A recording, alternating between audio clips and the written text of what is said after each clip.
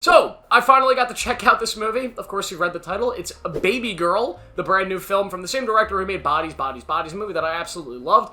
This is a movie that everybody's been talking about because, yeah, it's what it is. A fascinating movie about Nicole Kidman, who plays this very badass CEO, this strong lady, this strong, badass woman who ends up coming into contact with this dude, this younger guy.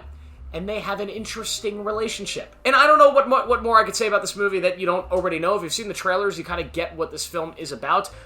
And yeah, I've seen it now. I saw it alone, which was kind of an awkward thing to do. It's one of the reasons it took me a while to go see it. I just felt kind of weird seeing this one for some reason. But I see a lot of people mixed in this movie. You either think this movie is exactly what the premise is, just weirdly erotic and over the top, sort of like 50 Shades of Grey type of shit, that is just maybe not going to be your thing. Or you're somebody who thinks, wow, the performances in this movie are incredible, the things that the movie is trying to say are really, like, amazing and superb, and this is just one of those secret erotic masterpieces we don't get anymore. I lean probably towards the former. I don't know. I didn't love this thing. There's a lot of good stuff here. First off, all the performances are really, really good, specifically Nicole Kidman. I mean, you can argue this is the best performance she's had in a very long time. She is absolutely amazing here at what she's given. Her energy is strong, and she is so convincing as this tough, powerful CEO, and then when she becomes this vulnerable person throughout the script, it's so raw and so amazing, and I love it. Harris Dickinson is the main guy here, is also very, very good. I mean, his main job here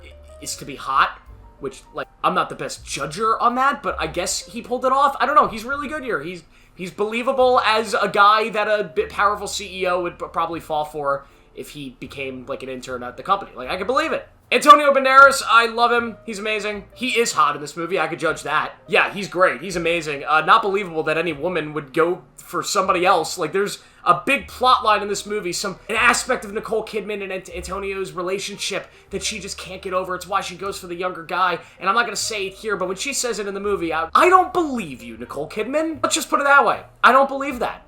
I do not believe it. Have you seen that man? I mean, Jesus Christ. My main issue with this movie, I have two main issues. The first one is the pace. I feel like this movie is a little bit longer than it needed to be. The story that it's trying to tell, I get it. But, like, there's so much less that this movie could have said, right? This movie could have done what it was trying to do in a much shorter runtime, and it got to the point, and even only at 1 hour and 48 minutes long, I think this thing could have been like an hour and 30 minutes. Cut 20 minutes off this bad boy, and maybe you would have had a slicker, more fun movie that was still able to tell its themes and its stories and its subtext in the way that they were intending, but I just found myself really dragging on with this film. I found myself kind of dozing off and losing focus throughout this whole thing. And that also might just be because this is just not my type of film. It's just not my movie. Let's just put it that way. I also think the actions of the characters in the script here, and I kind of alluded to it, I just don't buy it. I'm not convinced of anything that happens in this movie. I'm not convinced that any of this would happen in real life. That any of the weird situations the characters put themselves into, like, I don't buy it. And if I can't buy it in a movie like this, I just can't connect to any of the film. And because of that, I don't know, maybe I'm just stupid, but the film just didn't work for me because of that. Like, I found myself so lost throughout this. I found myself laughing at most of the scenes because I was like, what? I will say I really enjoyed the third act of this film. It goes in a direction that was a little bit predictable, but when it actually got there, knowing that that was coming, it was going in that direction, when it actually happens, and you see some of these scenes play out, I was locked in. I was into the tenseness and the suspense of the scenes and the back and forth with the characters, and there's a really, really great moment between two characters that I found so powerful. It's so fascinating. But then the film just goes on for like an extra 15 minutes. And it lost me again. I don't know, Babygirl just wasn't really my cup of tea. Not my favorite movie of the year, not my favorite movie of 2024. So yeah, let's score it. I will give Babygirl a 2 out of 5. Yeah, clearly not my favorite movie ever. Nicole Kidman was great though, and yeah, I guess this is a movie for a certain audience, and they will love it. Hey guys for watching, make sure to like this video, subscribe for more, turn on notifications. I'll see you in the next one.